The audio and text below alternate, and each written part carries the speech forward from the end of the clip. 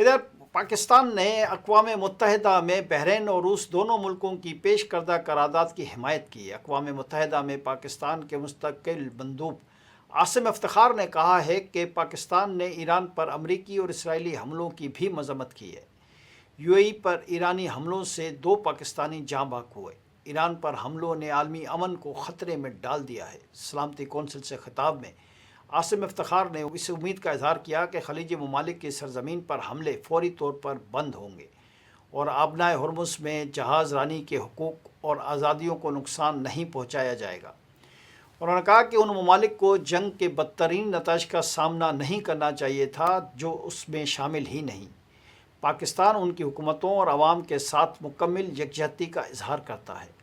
عاصم افتخار نے کہا کہ پاکستان روسی فیڈریشن کی جانب سے پیش مسودہ قرارداد کو بھی مثبت نظر سے دیکھتا ہے، جو اقوام متحدہ کے منشور کے دائرۂ کار میں رہتے ہوئے مرتب کی گئی ہیں۔